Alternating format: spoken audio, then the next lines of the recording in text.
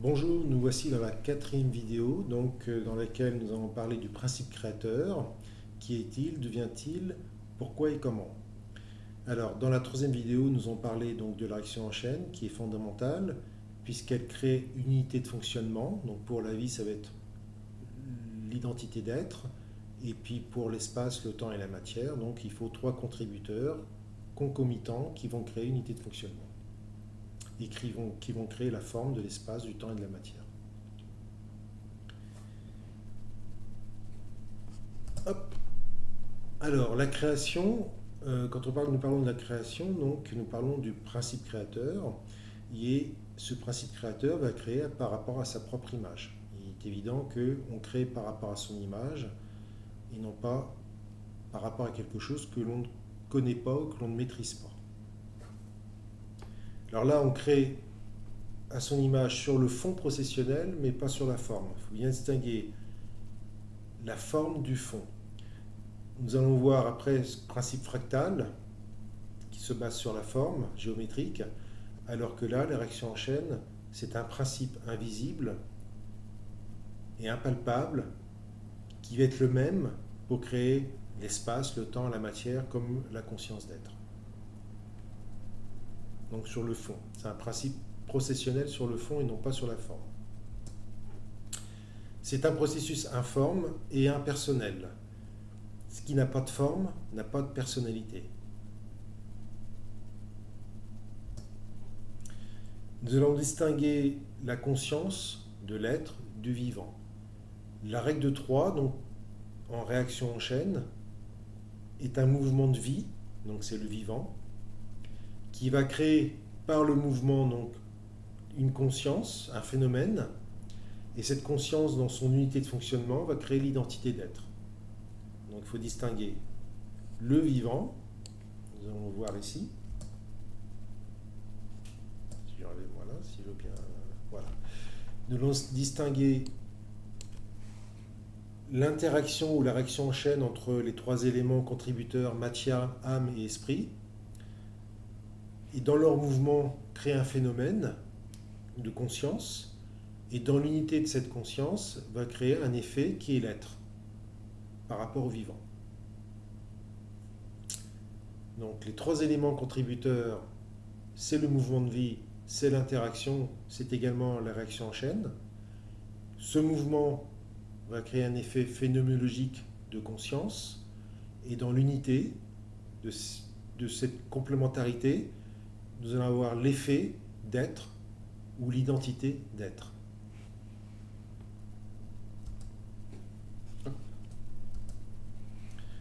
Alors, qui a créé Dieu ou le principe créateur? Alors, ce que j'appelle principe créateur, on l'appelle communément Dieu dans quelles que soient les religions, enfin bon, pour la plupart des religions, peu importe.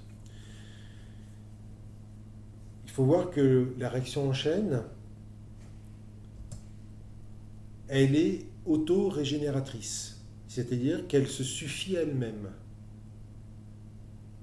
Donc, elle n'a pas de début et de fin en termes d'existence. C'est une réaction en chaîne qui a toujours créé l'instantanéité de son effet de manière intemporelle, puisque c'est instantané, c'est intemporel, mais également le temps par les cycles de sa réaction en chaîne.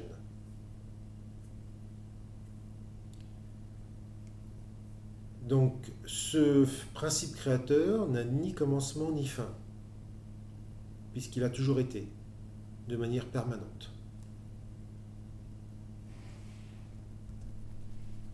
C'est un principe auto-régénérateur et qui a permis à l'être de s'auto-déterminer. Donc c'est un principe auto-procréateur ou auto-créateur, au caractère indéfini et immatériel. Alors concernant le temps, comment se crée le temps avec un principe ou une réaction en chaîne qui est instantanée? Ben, tout simplement, les trois éléments qui contribuent à cette réaction en chaîne, ils vont avoir des influences différentes à chacun de leurs passages. Même s'il y a un équilibre entre ces trois éléments, ils ont une influence.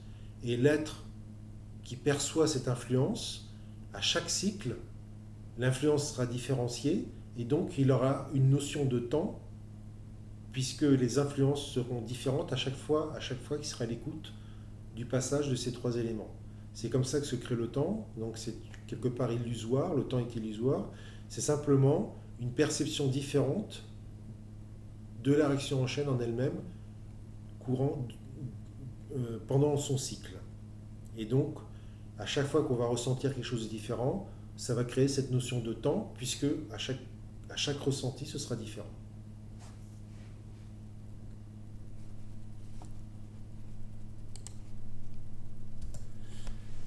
Nous allons maintenant étudier la notion de fractal. Alors, en géométrie, une figure fractale, c'est un objet mathématique qui présente une forme similaire à toutes les échelles de grandeur. Nous avons ici un triangle que l'on va retrouver à toutes les échelles de grandeur, quelle que soit la forme fractale qui lui est donnée. Donc, la forme fractale, c'est une forme qui se retrouve à toutes les échelles de grandeur. Mais ici, nous allons parler donc de la forme fractale qui s'applique sur le fond processionnel par la réaction en chaîne. Comme vous l'avez compris, la réaction en chaîne n'est pas palpable, elle n'est pas visible. Mais par contre, son processus, on le retrouve à toutes les échelles de grandeur de l'univers, que ce soit pour créer l'espace, le temps, la matière, le feu, la radioactivité, la vie, la conscience d'être, etc. Donc cette réaction en chaîne a un fonctionnement fractal, non pas sur la forme, mais sur ce principe fonctionnel, sur son processus. C'est important de faire la distinction entre la forme fractale géométrique, visible, et la réaction en chaîne fractale, qui est invisible, mais qui est à la source de toute forme. C'est le paradoxe.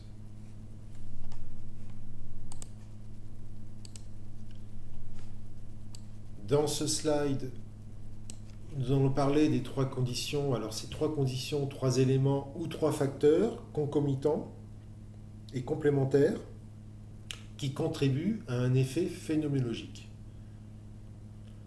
Alors, nous allons retrouver ici nos trois éléments, matière, âme et esprit. Matière, donc, en ce qui nous concerne, qui représente le corps. L'âme, qui représente les sens, les capteurs sensoriels. Et l'esprit qui est l'écoute intériorisée. Ce n'est pas bien sûr une écoute auditive, c'est une écoute intériorisée. Donc j'écoute les sens qui permettent de voir mon support anatomique. Et là, à partir de ce moment-là, ces trois compléments, ces trois complémentaires vont créer la conscience que j'existe, ma conscience d'être, la conscience d'existence du vivant.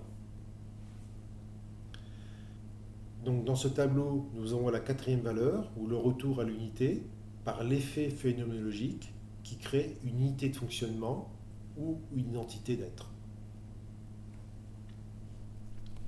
En bas, je parle de matière espace-temps. Au moment du Big Bang, le Big Bang a créé la matière, l'espace et le temps. Et tout ce qui va s'en suivre répondront de cette règle de 3 également. La matière, l'espace et le temps. Donc pour la matière, nous parlons d'atomes, évidemment, puisque c'est le premier élément de matière. L'atome qui est fait donc de protons, de neutrons et d'électrons, donc de plus, moins et neutre. Le volume de l'espace qui est créé par la largeur, la profondeur et la hauteur.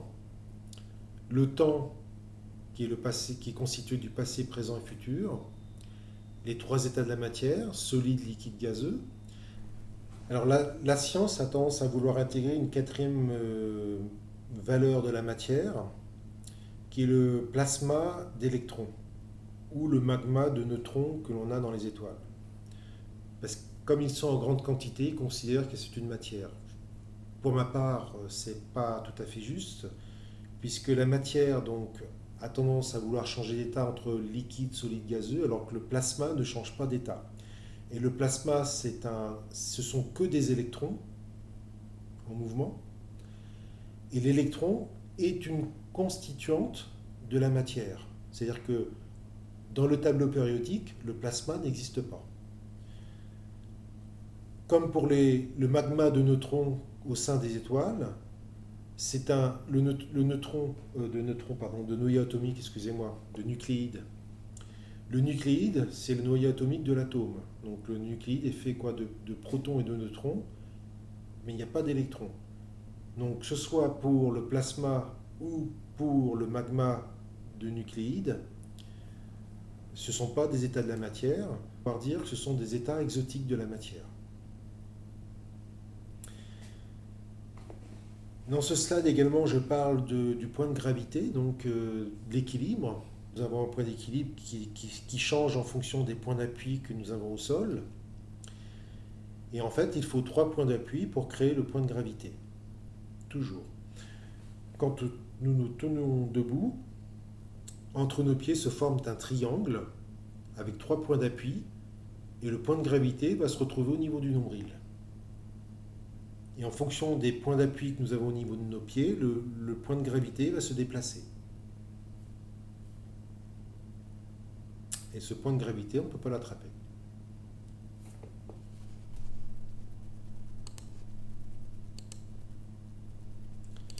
Alors, je reviens sur le temps. Évidemment, le temps, c'est la 4e dimension. Nous avons donc la 3e dimension qui est simplement un volume. Et si ce volume se déplace, forcément, il se déplace dans le temps, ce qui va créer la 4e dimension. Un trait, c'est une première dimension. Une surface, c'est 2 dimensions. Un volume, c'est 3 dimensions. Et le déplacement dans le temps, c'est la 4e dimension.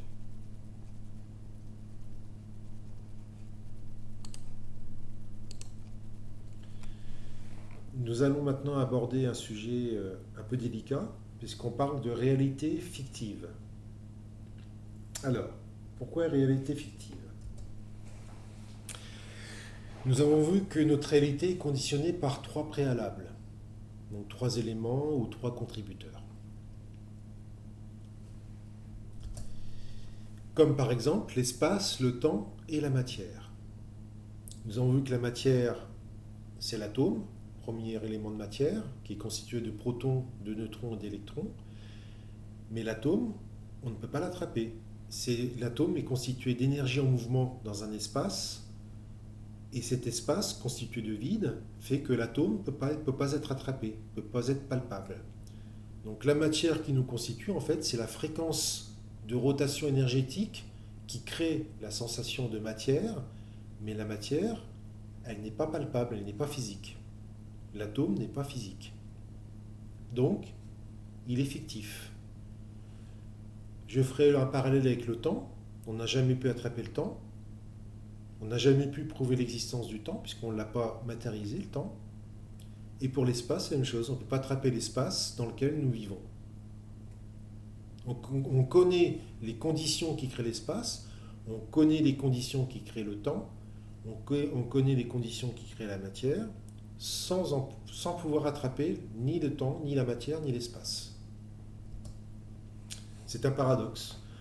Aucune preuve scientifique n'atteste de leur existence de manière palpable.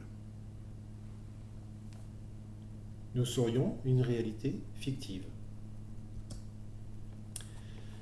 C'est de même pour l'être. On n'a jamais attrapé l'être, on n'a jamais attrapé la vie, comme on n'a jamais attrapé la conscience. Nous connaissons maintenant les conditions qui créent ces phénomènes sans en maîtriser le principe, puisque le principe est impalpable, c'est la réaction en chaîne. Un principe impalpable, invisible, immatériel. Nous sommes une réalité fictive. Voilà, nous nous retrouverons dans la 5e présentation. Je vous remercie pour votre écoute. À bientôt.